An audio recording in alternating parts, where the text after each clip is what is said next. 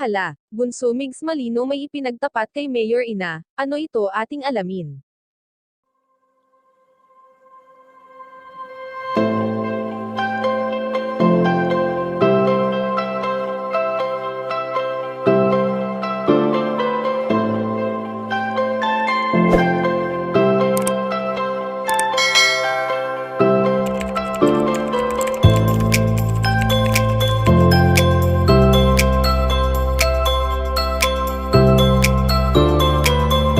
Patuloy nga na nagbubunga ngayon ang mga pinaghihirapan ni Bunso Migs Malino na siya namang pusang loob niyang ibinabahagi sa mga taong karapat-dapat na tulungan.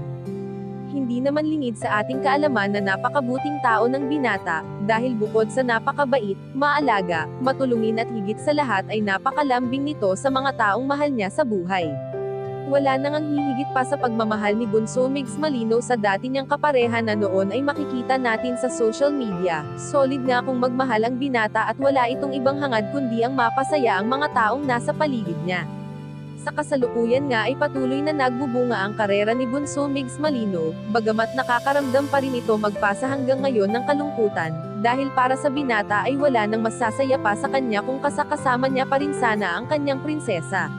Madalas nga ngayon ay makikita natin na pumupunta pa rin si Bunso Migs Malino sa Mindoro, dahil sa imbitasyon ni Mayor Ina, at ayon sa aming impormasyon na nakalap na tahasang ipinagtapat ng binata kay Mayor Ina na kaya siya madalas naglalagi sa Mindoro, dahil may alaalang iniwan dito ang kanyang dating katambal na nais niyang sariwain, dahil para sa kanya ay wala nang papalit pa sa puso niya at ang laman lamang nito ay si Cutie Mahal.